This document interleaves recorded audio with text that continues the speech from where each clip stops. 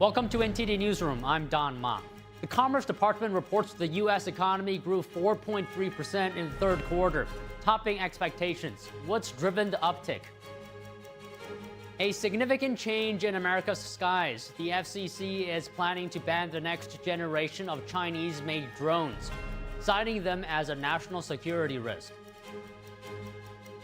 A U.S. Navy fact sheet says the Trump-class battleships will be the most lethal warship to be ever built. President Trump is positioned to continue his immigration policy in the new year with billions in new funding. We take a look at his policies. The FDA has approved a daily pill version of the weight loss drug Wegovy, making it the first GLP-1 pill to be cleared by regulators for obesity. What the decision means for the U.S. market. The Trump administration is tackling immigration from another angle. It is now revisiting the H-1B visa program.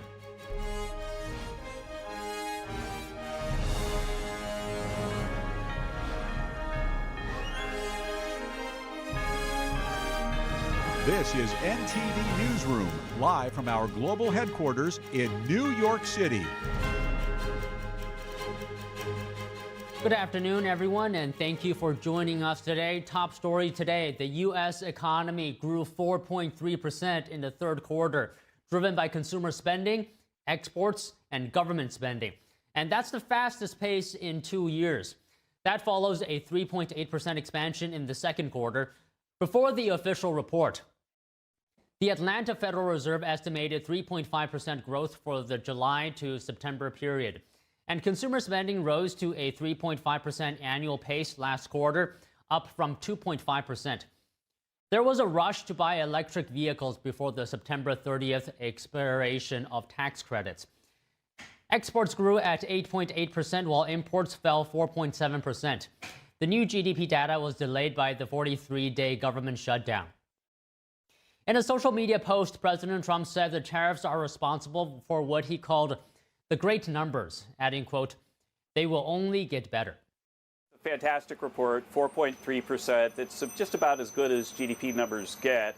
And especially coming, on the heels of the CPI report, Consumer Price Index report we got, which you actually showed some interesting data that is consistent with, that showed that core inflation is all the way down to 1.6%.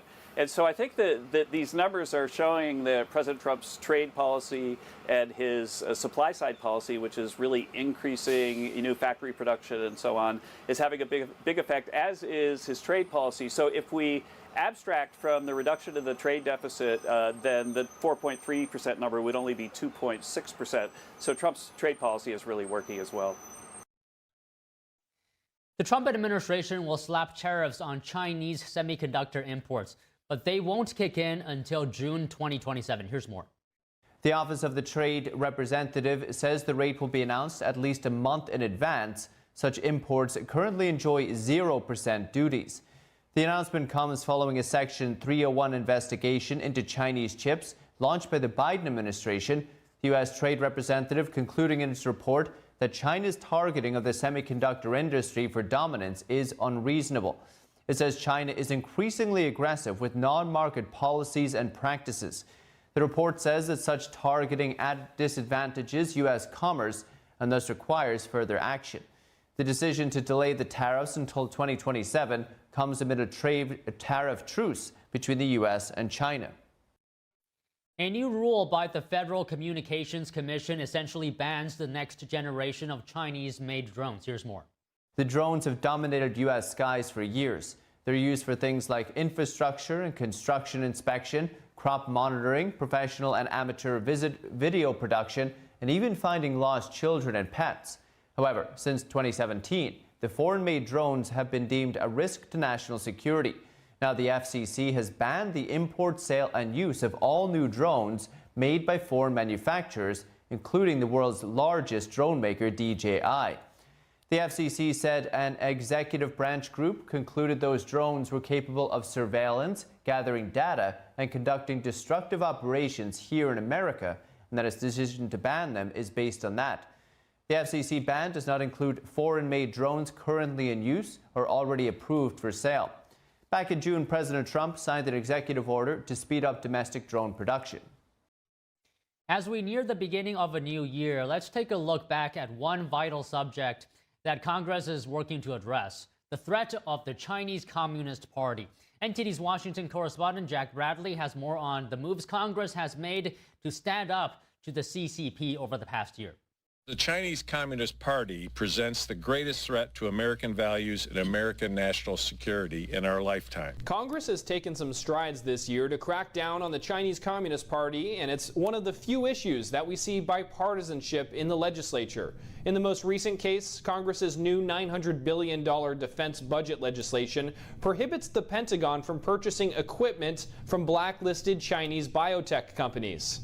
Well, there's a lot of things that the American government is using that they probably should not be using. It varies from everything from Chinese-made routers to drones. Hundreds of, maybe even thousands of apps that directly say that they're sending American data from your phone over to mainland China. The Pentagon's budget also ramps up defense in the Pacific region to deter CCP aggression towards Taiwan.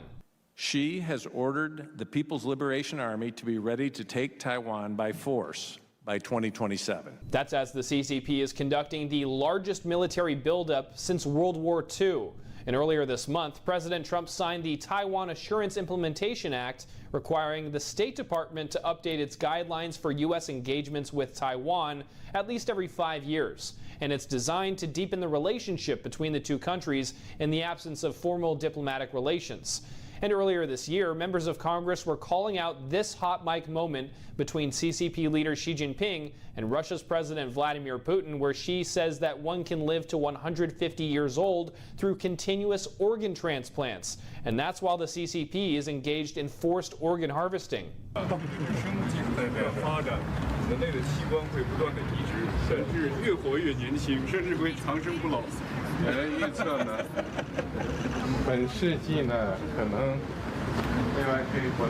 We've heard some horrific stories of this organ transplants and all of this in China, that they take it from unwilling donors, okay, to put it mildly. And the fact that they were caught on a hot mic, first I've heard of that, is very telling.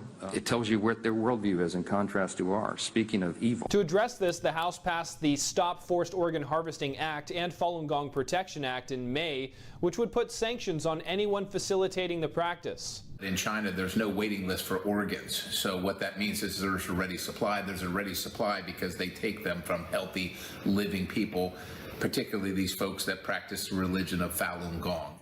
Now, these are just a few of the several pieces of legislation that were passed in the House, but most continue to await action in the Senate. Reporting from Washington, D.C., Jack Bradley, NTD News. A Brooklyn federal judge declared a mistrial yesterday in a case alleging that a former top aide to two New York governors used her position to push Beijing's agenda. Take a look. Prosecutors accused Linda's son of illegally acting as an agent of the Chinese regime at the highest levels of state government in exchange for millions of dollars. Son's husband, Chris Hu, was accused of laundering millions of dollars from Chinese officials through his export business. The couple was accused of using the money to fund luxury cars, designer handbags, and million-dollar estates, while son's salary never reached more than $145,000, and Hu reported little income from his business. A panel of 20 jurors had sent Judge Brian Cogan several notes last week, saying it couldn't agree on the various felony charges that Son and her husband faced. The U.S. Attorney's Office says that it plans to bring the couple to a trial a second time. Prosecutors can retry a case after a mistrial is declared due to a hung jury, as no verdict was ultimately reached. Today, President Trump said he had spoken with the presidents of Kazakhstan and Uzbekistan. He said he had invited both leaders to the G20 summit next year in Miami, Florida. In a Truth Social post, Trump said the leaders had discussed ongoing conflicts and trade. Trump called the U.S. relationship with both countries spectacular. The G20 is made up of 19 nations, as well as the European Union and the African Union. The group meets annually. According to the Council on Foreign Relations, G20 countries account for 85% of global economic output and about 2/3 of the world's population. And the Department of Justice is suing the local government of Washington, D.C. over alleged restrictions on certain semi-automatic weapons, saying that they go against Second Amendment rights. The DOJ filed a lawsuit yesterday, naming D.C.'s Metropolitan Police and outgoing Chief of Police Pamela Smith as defendants. According to the lawsuit, the DOJ says that D.C. has established a pattern of ignoring the 2008 Supreme Court decision in Heller versus the District of Columbia. The High Court decided in that case that the Second Amendment protects the rights of individuals to keep guns in their homes for self-defense. According to the Metropolitan Police Department website, their list of banned firearms, including machine guns and assault rifles, are deemed unsafe by the Firearms Regulation Act of 2008. This is the latest clash between the federal government and D.C., following a federal law enforcement intervention in the nation's capital over the summer. Attorneys general from 21 Democratic-led states and the District of Columbia have filed a lawsuit against the Trump administration. They're seeking to block the administration's effort to defund the Consumer Financial Protection Bureau. The plaintiffs argue that the administration's position is unconstitutional and undermines Congress. The states contend that without funding, the agency will not be able to fulfill its obligations. The CFPB was created under President Barack Obama in 2011 following the 2008 financial crisis. Unlike most agencies, it draws funds directly from the Federal Reserve's combined earnings instead of annual congressional appropriations. President Donald Trump has called for the dismantling of the Bureau since January. White House Budget Chief and acting CFPB Director Russell Vought has halted most agency operations. President Trump is positioned to continue his immigration policy in the new year with billions in new funding. Joining us to look back at the administration's actions on immigration is Mike Leon, host of the Can We Please Talk podcast. And we have Tony Kinnett, national correspondent at the Daily Signal and host of Tony Kinnett Cast radio show and podcast. So first of all, good to see you guys. Thank you so much for coming. And Tony, I want to talk to you first. You know, we reported yesterday that the administration removed over 600,000 illegal immigrants so far, while another 1.9 million have self-deported.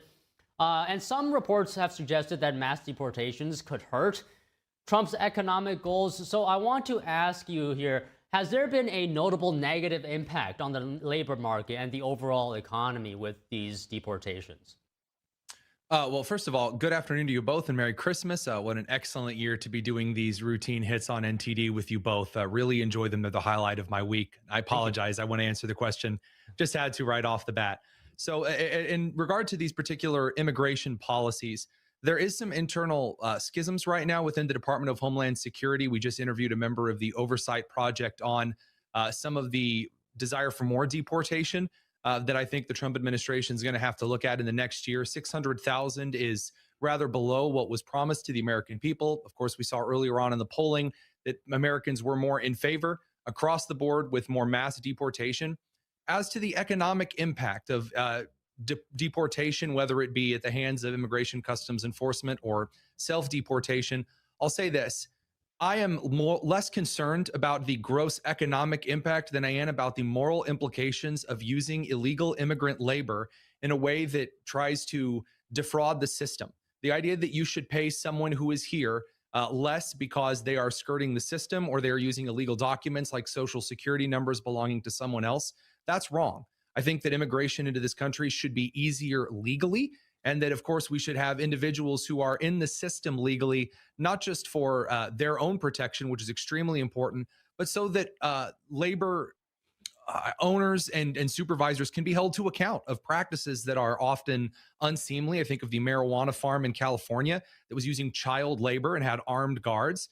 That's not fair. I don't think that that's something that's appropriate. A green card program, however, where individuals honor a labor program effectively, that I think is more supported. Okay, Mike, so Tony says moral considerations is more important than perhaps economic considerations. What are your thoughts on this subject, Mike? Yeah, well, good to see you guys both, and happy holidays, Merry Christmas as well. Well, I mean, if you look at where I live in Florida, right, construction industry down here relies on a lot of immigrant labor. Like, let's be honest, right? And I know people that work in the construction industry all up and down the state. They've been impacted by this. And why have they been impacted by this? Because, again, for a lot of people that didn't understand during the election cycle and everyone seeing the mass deportation signs, what did it mean when the administration came in January? It meant that there was a change to immigration law. What used to be a civil in nature offense is now been deemed criminal. And I think the biggest takeaway for me, Don, without talking about the economic impact, because I think that's still to be determined depending upon what ends up happening in 26 with their goals with respect to deportation, what ends up happening with respect to the makeup of the House and Senate as we go into 27. So I think all of those long-term effects are still kind of TBD. Short-term, obviously, there are some industries that do rely on, like Tony said, immigrant labor, skirting some of the rules and circumventing that they shouldn't be doing, to be honest.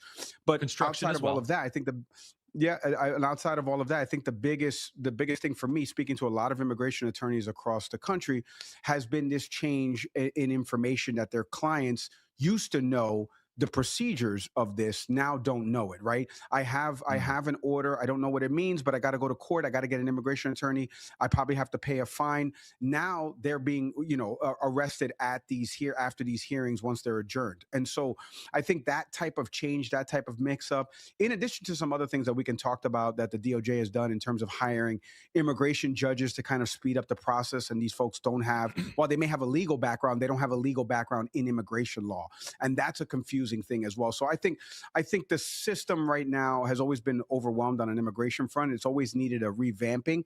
I'm not in line with mass deportations like the way it's being administered. I am in line with, obviously, like what Tony said, of making the process a little bit smoother in terms of legal immigration and getting people to come in through the doors and having a vetting system and a process. But I think the way the administration has gone about it has created some confusion just from those in the legal community. Take my opinion outside of it. It's more coming from the immigration attorneys that are working on this every day and seeing this unfold. So, Tony, can you just respond to that, including what Mike said, that some of these people are going to court and then being immediately arrested afterwards? Yeah, so of course there are cases in which individuals are being arrested before or after. These have often been individuals that have violent convictions or accusations. A lot of individuals, I will say, on top of this, in kind of contrast to the Trump administration's communication on who they are going after, the number of self-deportations has radically increased from prior administrations, which is, if we can just step aside and look at this in kind of the cosmic political way, how bizarre that the Obama and Biden administrations had more perhaps forced deportations where they sent in federal agents and they were picked up from perhaps local or state prisons or penitentiaries. And then you have the Trump administration, who's encouraged more self-deportation than any administration that I can find in the data. It's bizarre. It's kind of like the opposite as to what we were promised. And in that, though, I'll say this, with federal agents showing up to pick up individuals, where I live in Indiana, and then, of course, where Mike lives down in Florida, what you've seen is state governments that are participating and cooperating with federal governments or the federal government, which means they are essentially keeping individuals who have been held for violent crime, and then the government comes and picks them up. But in blue states, you often find in Minnesota, in California, in New York, and Illinois, where the federal agents have to find the illegal immigrants that have been convicted or have been charged with violent crimes. They then have to go into the neighborhood. And just like if I was at a party in which there were some illicit substances, if the cops bust in, I'm getting picked up too, because that's how police work happens. That's how it functions. And again, to kind of also touch on the construction point as well, we've done a lot of work on looking at construction companies that hire illegal immigrants for day labor, and have found not at the illegal immigrant's fault, but at the fault of the supervisor, that often it produces shoddy work because, hey, I mean, if you're not following labor laws, are you going to follow building codes and regulations as well? We're looking at this in Arizona, by the way, right now, not necessarily Florida, just to, preface that before Mike responds. Okay, Mike, Tony said he found it bizarre that there's more self-deportations during the Trump administration versus previous administration. Why do you think that is? Why is the administration as well, we found out, tripling the incentive to $3,000 to self-deport? Yeah, I mean, that's what the administration ran on. I mean, if you remember when they first came into office, they got rid of the CBP1 app, that allowed people to kind of schedule these visits so that way we would have less congestion that would come to the border. And once they scrapped that, right, and the technological advancements that made and how that operated, now what happens is that they've implemented this program. Christy Noem and those have implemented this program where you can kind of self-deport. And before it was $1,000. Now they've, like you said, Don, they've tripled it to $3,000 right around this holiday season. And I think that's an incentive because of what people are seeing play out across media, which is the arrest of folks that are going about it, again, formally going about it the right way because it was civil in nature, appear at your court date, seek an attorney, pay a fine, fill out all this paperwork and things like that. So that way we have documented track of where you are, et cetera. Now it's a little bit different. Everyone is treated as a criminal that has either an order that is already, been ignored. Maybe they never got it, or maybe they just, like I said, ignored it, or to kind of Tony's point, right? Like the company that they're working at kind of like, oh, don't worry about that. We'll figure that out later on.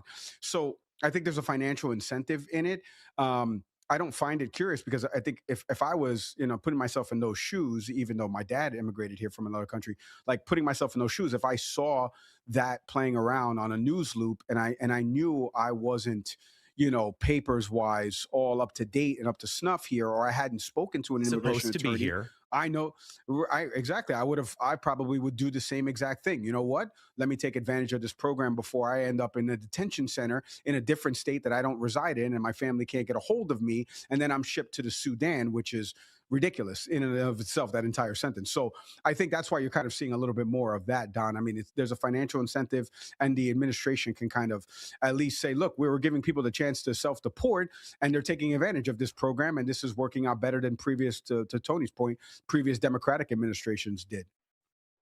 Okay, Tony, some groups have accused the Trump administration's immigration enforcement as, going too far, going beyond its limits, citing humanitarian.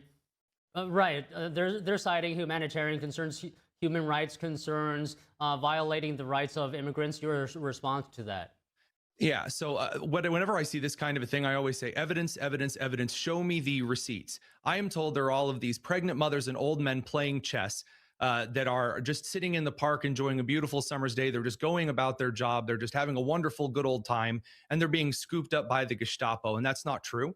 And in fact, a lot of the individuals, the majority of individuals that have been picked up have been in this young male age, who are, again, in this country, not on all of these close family ties that have been suggested. I've been brought on, television against opponents who are nowhere near as competent, coherent, and honest as Mike is, to tell me instead that, well, that father that, attacked ICE agents with an on weed whacker, that with lawn equipment, that, well, he was just heartbroken and terrified and all of these other nonsensities here, that no, that is in fact not the case. I'm looking at the data, the data that is, some of it's being released. I think the entire process should be 100% transparent, as should all law enforcement activities in this case. But again, this comes down at the hand of what I'll dispute is Mike's argument as well. This used to just be a civil disagreement. If you are flying from, let's say, London to Rio, and you stop in the United States in Newark, and you step outside somehow, you teleport through the walls of Newark, and you're in the United States suddenly, yes, that's a civil violation. But when you stay here and you participate in the economic system, when you participate in the legal system of this country illegally, you evade federal agents because the majority of individuals aren't showing up for court cases. The court cases are pushed decades down the road that are being made today. It's a pretty severe crisis. You staple on that all of the state programs that are shoving hundreds of millions of dollars into problems that aren't looked at, that are taken advantage of by fraud. And that's a major concern for those who come into this country legally, Mike, in this case, like your dad, who are fleeing a country who went through that incredibly difficult process. And I think there's a lot of individuals in the legal immigrant situation that are kind of being left out of this conversation. And I want to clarify, I'm not trying to use your dad against you. I'm just, as I've talked about with you before, I admire the sacrifice that your dad made. And obviously, when you look at countries around the world, individuals fleeing, that's why I think the immigration system needs to be easier. It's not an excuse for bad communication, maybe, but it's a recognition that it's not as bad as the Gestapo line that's often trotted out. I started with Tony, so I'll give you the last word here. Anything you have on your mind that you'd like to share, your response to Tony, and I want to ask you about the impact that courts have had on the administration's agenda. Yeah, well, I've got a lot, and this is where Tony and I may differ, and then we may agree on one thing. So there's two things that Tony said. First, there's the media coverage of this. I do think that, as we said before, Obama deported the most people in history as any administration, right? And so the media coverage, especially from outlets that tend to lean left or are on the left side, like MS Now, formerly MSNBC, the coverage was a little bit softer, right? So there is a coverage of this. Everybody has a phone now, as opposed to in 2008, 9, 10, 11, and the technology advancements behind that. So now we're seeing heightened, videos of these arrests, and then we have to drill into the details. And we're hoping that journalists can do that kind of legwork to figure out if this person was truly here, legally, illegally, et cetera. So there is a heightened media coverage around it. But I will say, to take away from Tony's point, I mean, according to DHS and immigration's own numbers, 73% of these folks that have been part of these, sendbacks don't have a criminal conviction. They've never had a criminal record. Now, again, it goes back to what I said before, which is you are now a criminal in the eyes of the administration because of the tweak, where it used to be a civil offense and now it's a criminal offense. Now, in terms of what you were asking me, Don, to land the plane here, the immigration judge thing that I mentioned about the DOJ in October, and you can go check this out, and what they did in terms of hiring to expedite the process, 36 immigration judges, 25 temporary and 11 permanent. These are folks, and again, this is a high-profile immigration attorney that told me this, so I'm going to regurgitate what she said to me, which is that it's the equivalent of me presiding over a criminal case. Sure, I'm a lawyer, but that doesn't mean I know everything about criminal law. And so what's going to happen now is that you're going to have some confusion with respect to these judges that are either temporary or put in position of power to preside over these cases that have no background or no bases or knowledge in immigration law. There's a reason why when you go to law school, you pick your specialization of law, whether it be tort, criminal, civil, whatever it is. And so when we start to do that, in addition to the backlog that we already have of all of this, I think it's going to create a big cluster and clutter. I was going to use a cluster with an F word at the end of it, but I'll take that out. But we're going to create a big cluster right now for 26 and beyond. And I think that's going to be one of the things to watch out in the first half of 2026, Don, because we're already seeing some internal memos that have been released in terms of what the administration wants to do from an immigration enforcement standpoint. So it's going to be curious to see what happens with all of this as we get into 26, especially as the midterms are the backdrop of all this. Right, let's leave it there for today. Many more chances likely to talk about this in the new year. And I just wanted to wish you both Merry Christmas, Happy Holidays, and Happy New Year. Thank you so much. Appreciate you both. Thanks, Don. Happy holidays. From a lottery system to prioritizing higher skills, the Trump administration has unveiled chances to change the selection process for H-1B visas. More news after this break.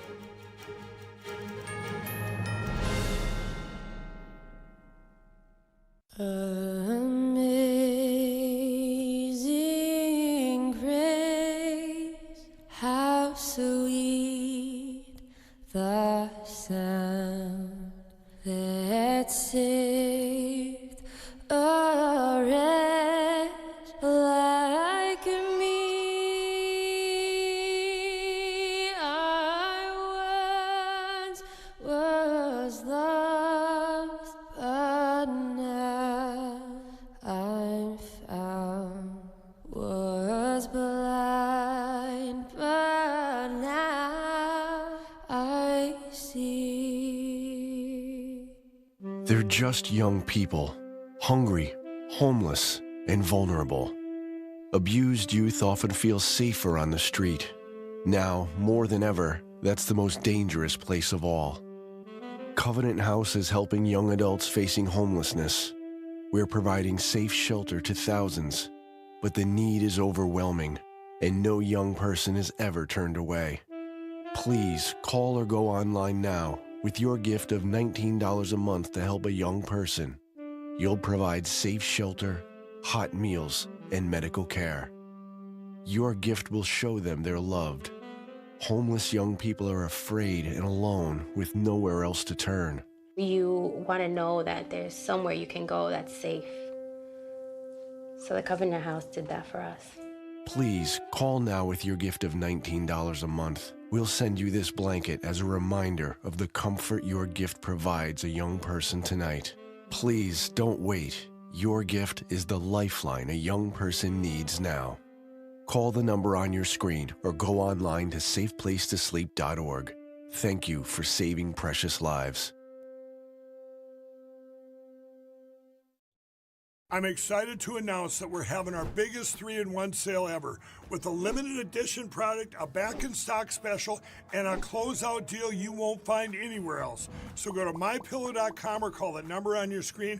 Use your promo code to get our MyPillow bed sheets only $29.88. Any color, any style, any size, even kings. Regular $119.98, only $29.88. Once they're gone for good. How about our My Towels? They're finally back in stock, but not for long. Get a 6-piece My Towel set, regular $69.98, now only $39.98. And for the first time and the only time ever, get our limited edition premium My Pillows. They're made with Giza cotton and designer gusset. Queens $17.98, Kings only $19.98. So go to mypillow.com or call the number on your screen. Use your promo code to get the best offers ever. Quantities are extremely limited, so order now.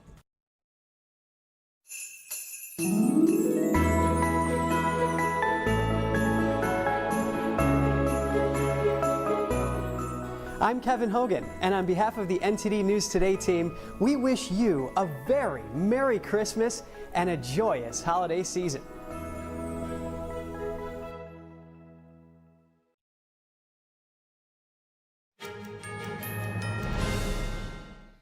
The Department of Education says it's reviewing safety at Brown University following the shooting on campus that killed 2 students. The department said officials are investigating whether school officials violated federal campus safety and security requirements.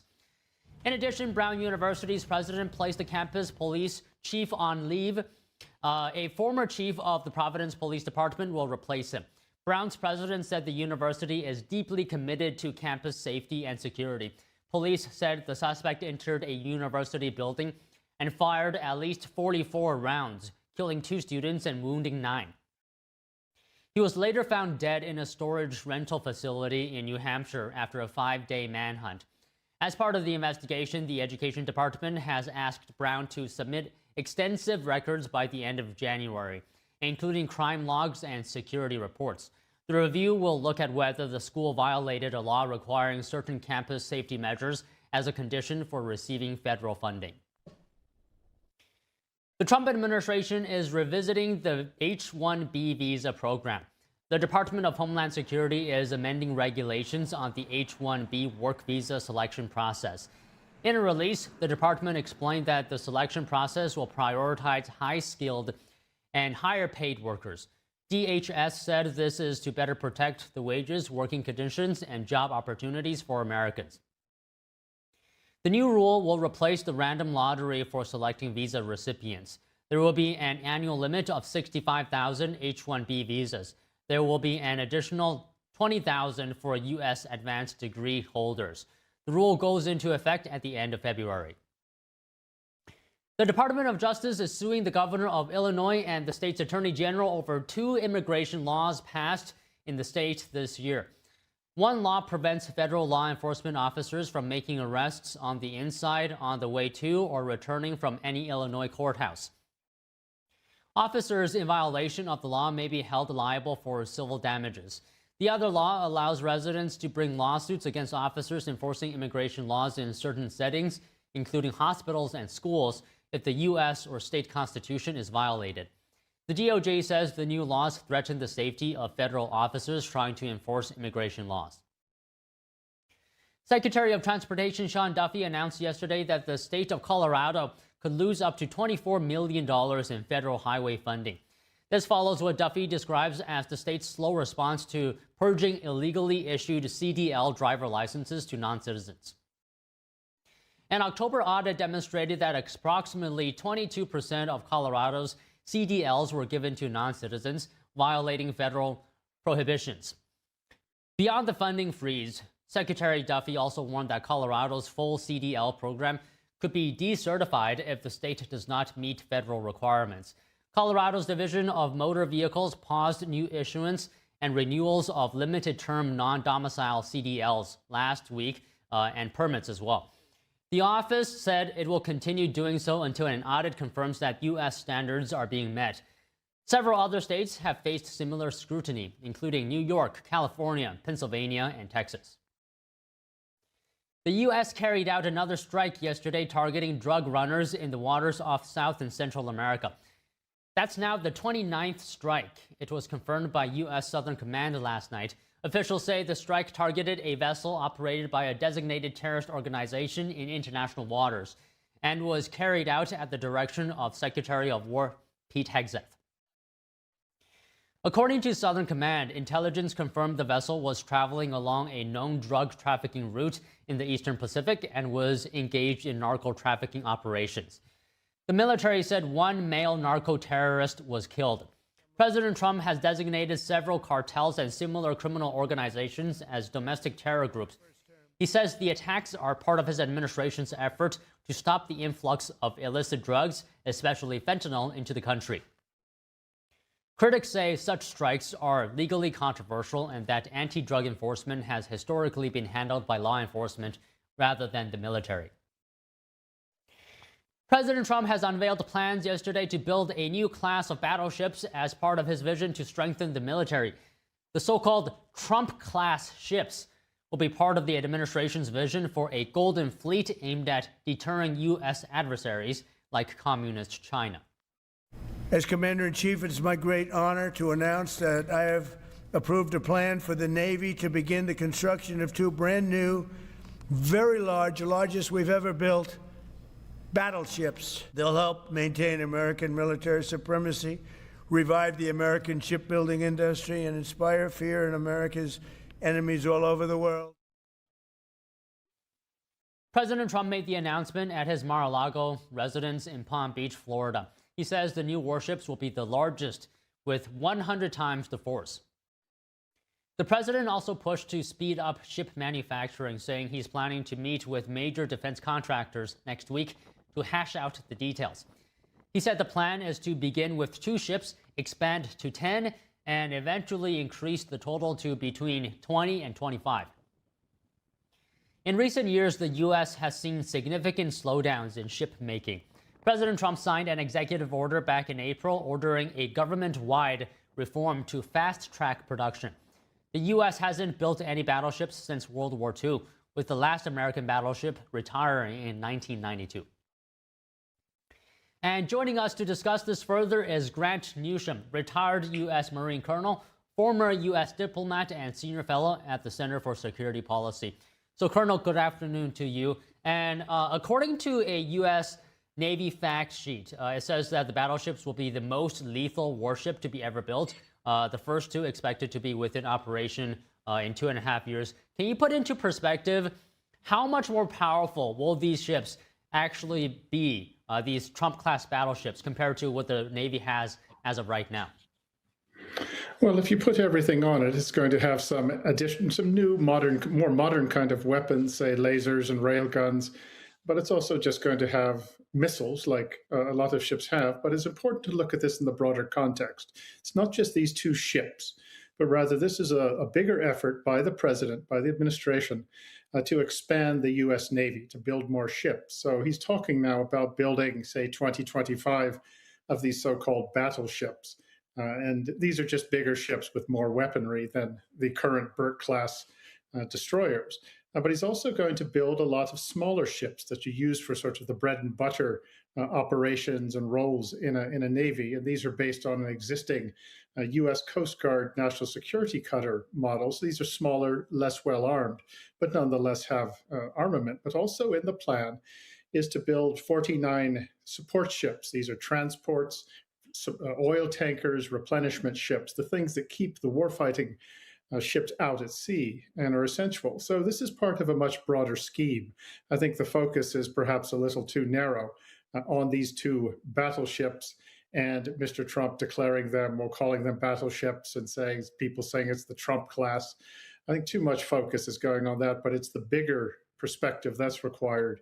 And if this is the thing that revitalizes, indeed resuscitates the U.S. Navy's shipbuilding numbers and capabilities and commercial shipbuilding in the U.S., then it's a good thing. We will see. Okay, then let's talk about the bigger picture here.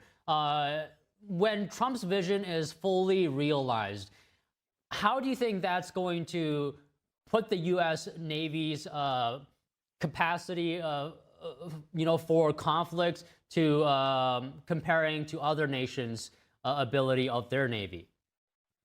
Well, we're going to be hard pressed. What we've been sleeping, at least our uniformed admirals, the perfumed princes, and high-level civilians have been sleeping for 25 years and allowed the Chinese to build up a very impressive Navy with about 350 warships, and they're turning them out rapidly. Well, we're stuck at about 290 or so, and we have to cover the whole world. The Chinese don't. So we've got to catch up. So even if everything that President Trump wants to do comes to pass, it's going to take some time, and the Chinese are not standing still. They have built an impressive Navy. It's limited in how far it can project power, but they intend to be a global military.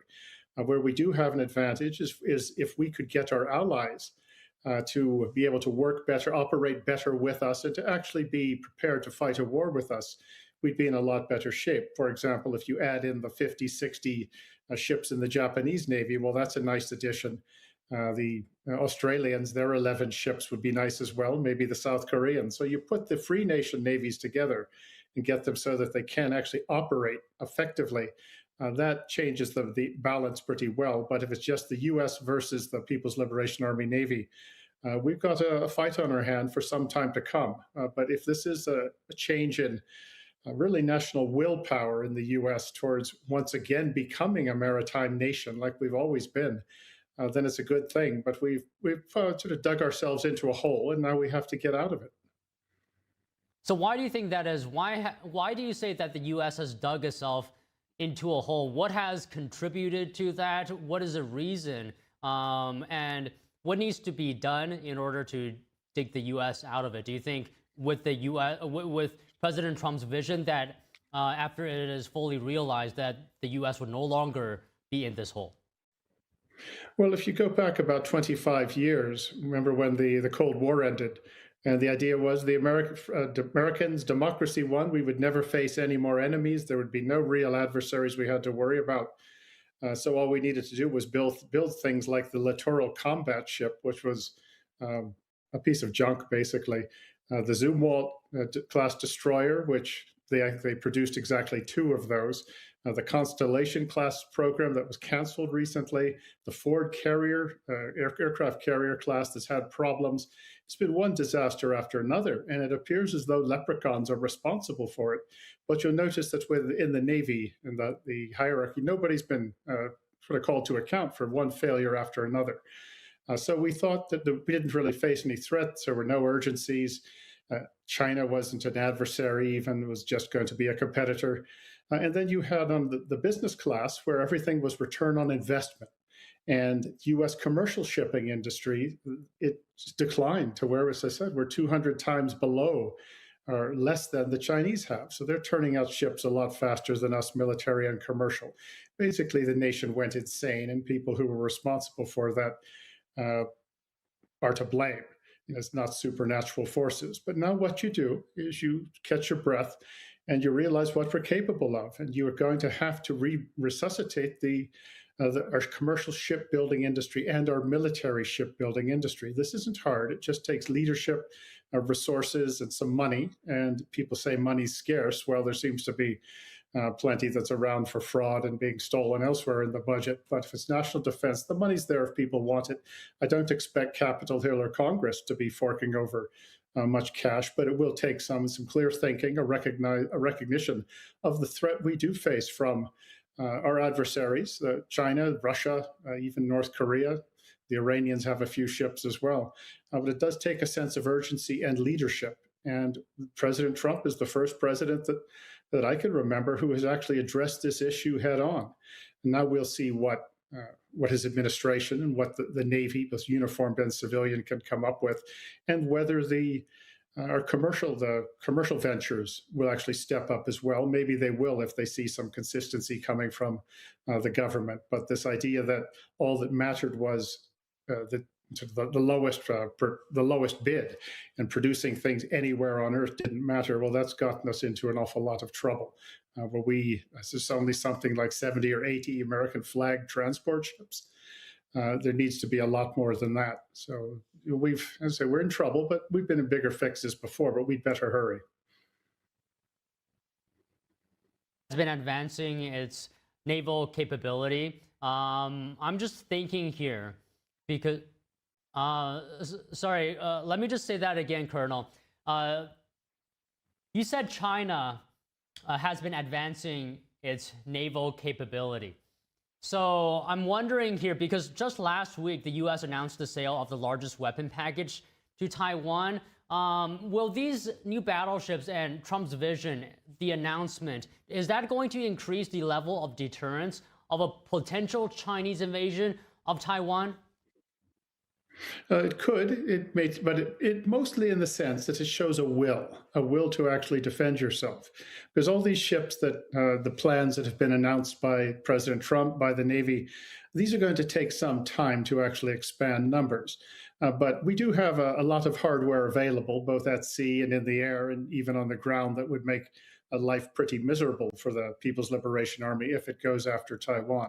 But it is that the demonstration of will on the part of the United States that is as important as anything. The specific weapons that are being supplied to Taiwan, these are things that are very useful for a defense, and they are things that a Chinese invasion force would not want to have to deal with. You do need to get them quickly to Taiwan. So the more a country can defend itself, a big country or small one, the more stabilizing that is. It tends to cause the schoolyard bullies to back off when they see that their intended victim is willing to fight back and give them a bloody nose, if not more.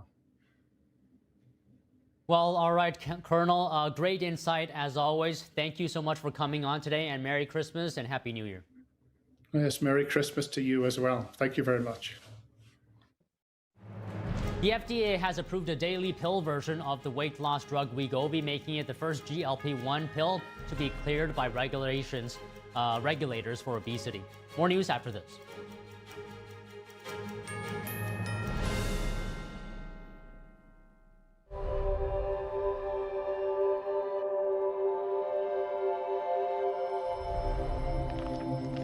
My 15-year-old son, Ethan, and I had a fun and relaxing morning. We returned home, and Ethan walked to his best friend's house an hour later. I heard the ambulance scream by the street, carrying my beautiful boy. Ethan was shot in the head in his best friend's house with an unsecured gun. He had zero chance of survival. The father, the gun owner, he stored his 3 guns and bullets in a shoebox. How do you feel? That has to be the most horrific experience that a human could ever have. David, would you give any advice? First thing you do is not keep your ammunition with your weapons, and that your weapons need to be locked at all times.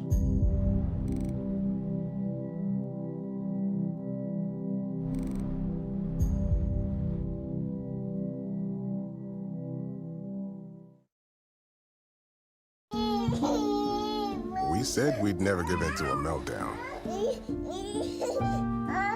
Okay. And we'd never babysit with a screen. We said we'd never let the toys take over. Mariella! Never leave the house looking, well, and never let them out of our sight.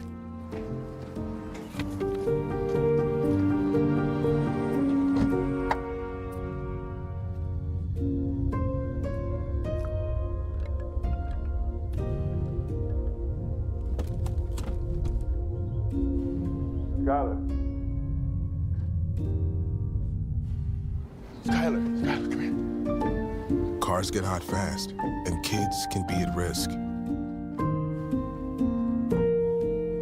Before you leave the car, always stop, look, lock.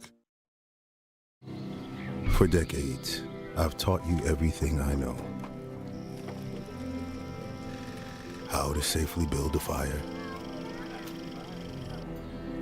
and how to control the flames. But I can only teach wildfire prevention. Only you can prevent wildfires.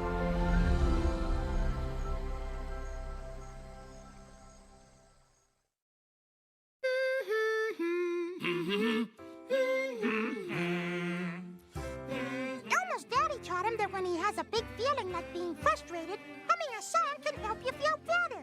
Love your mind.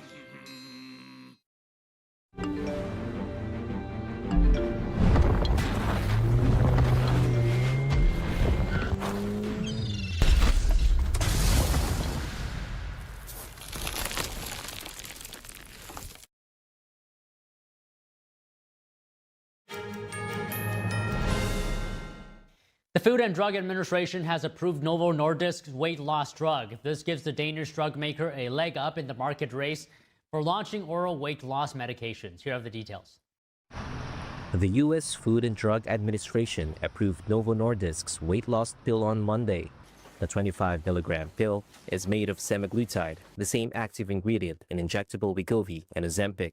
The pill will be sold under the brand name Wegovy.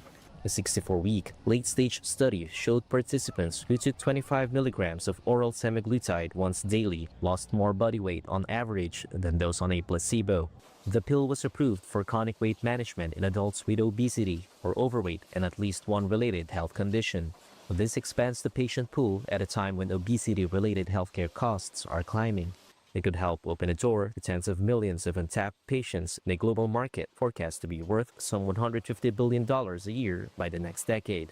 The approval could help spur a turnaround for Novo after a rocky year of sliding shares and profit warnings. Its injectable Wegovy faces slowing sales amid intense competition from Eli Lilly and pressure from compounded versions. Shares of Novo jumped 8% and Lilly fell 1% in extended trading after the approval announcement. David Moore, Novo's executive vice president of U.S. operations, said a daily pill could boost interest and uptake of the drug. Analysts say the pills could make up about a fifth of the market by 2030.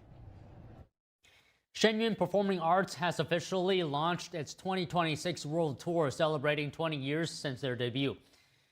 Shenyun is also bringing out an all-new production for audience members, featuring new music, choreography, and backdrops. Take a look.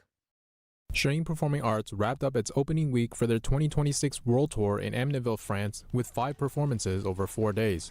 Through classical Chinese dance and music, Shenyun's mission is to revive traditional Chinese culture from before communism.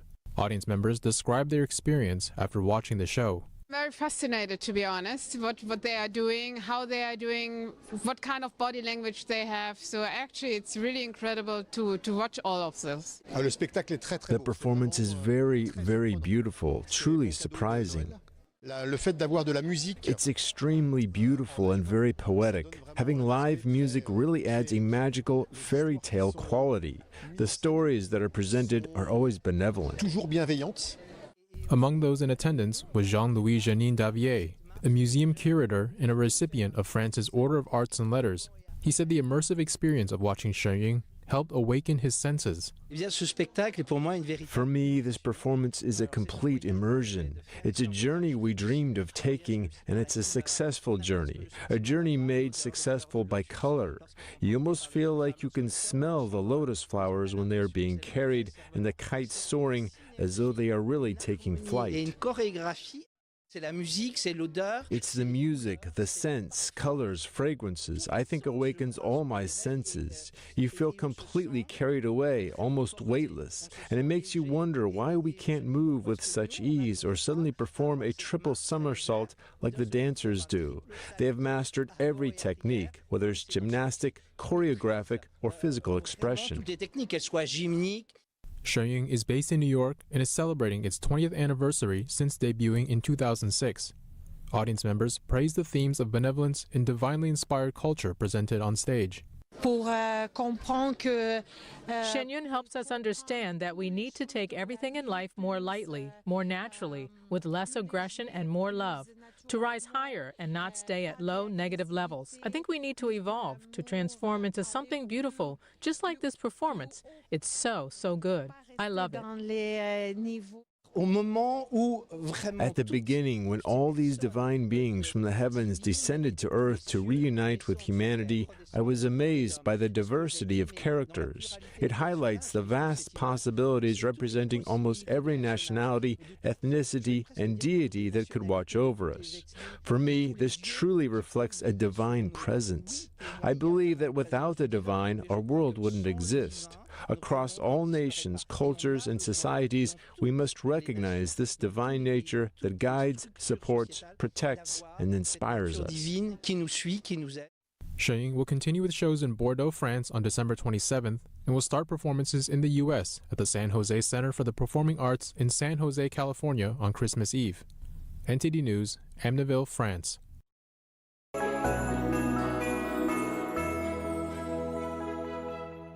Santa Claus and his elves have been busy putting the finishing touches on this year's Christmas gifts.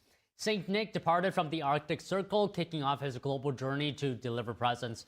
NTD's Andrew Thomas has more. Santa Claus is on his way. Video released today showed him taking off from his hometown in the Arctic Circle.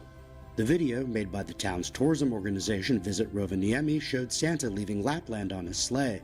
The footage also captured St. Nick's elves and their last-minute preparations for this year's Christmas gifts. As Christmas Eve approaches, Santa's village in Rovaniemi is now buzzing with cheer, with thousands of visitors traveling to northern Finland for a special Christmas holiday. Children across the world are waiting eagerly for Santa to arrive and the presents he brings with him every year. But receiving a gift isn't a sure thing. That all depends on who's been naughty and who's been nice. Merry Christmas. Andrew Thomas, NTD News. A powerful holiday storm is moving into Southern California, bringing the threat of flooding, mudslides, and dangerous travel conditions. What officials are warning residents to do ahead of Christmas? More news after this.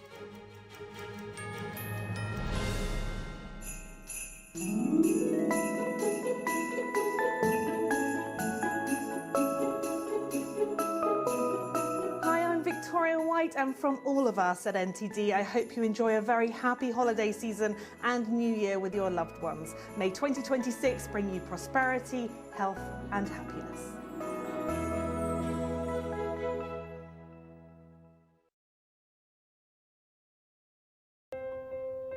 Food. It fuels our bodies, nourishes our spirits, and brings us together. Because we all need nutritious food to thrive. Food gives me energy and it also helps me focus. But not everyone knows where their next meal is coming from. And 1 in 7 people in America face hunger. It's tougher than ever for too many of us. But the simple truth is, ending hunger is possible, and it starts with you. Call or go online to helpfeedingamerica.org and give $19 a month, just 63 cents a day, to help families in your community facing hunger. Feeding America works from coast to coast with partner food banks, food pantries, and meal programs. Your monthly gift delivers food where it's needed most, puts fresh food on the table, and helps kids have healthy meals all year round, even when school is out. You can see the difference with the kids when they're full. Food is everything. Please call the number on your screen or go online to helpfeedingamerica.org. Give $19 a month. Your first gift can double an impact. And we'll send you this free canvas grocery bag as a reminder of how you're helping to end hunger for good. When it comes down to it, it's about taking care of your family first and the loved ones that you need to provide for. Food donations help me tremendously, and I'm very grateful for the food bank. I have hope. The simple truth is, ending hunger in America is possible. You can help make it happen. The need is urgent. Call or go online now to helpfeedingamerica.org, and your gift can double in impact. This is Pho-licious. Now, what is pho? It's an authentic Vietnamese noodle dish. Pho-licious chicken pho brings the comforting, aromatic flavors of Vietnam to your bowl, and Mama Thu's signature spice blend. Well, this chicken pho is as close to homemade as it gets without the wait. Some cubed chicken, a little lime, and then the magic moment. See you soon, my friends. Pho-licious is now available at your local Walmart or walmart.com. Buying and selling a home can be really hard these days. That's why who you work with matters. I recently helped a couple buy their dream home even before selling their current one. They were both very busy and didn't have time to sell the traditional way. HomeLight's Buy Before You Sell program was a game changer. They were able to buy and sell on their own schedule. It was so easy and they were thrilled. See how you can buy before you sell at homelight.com today.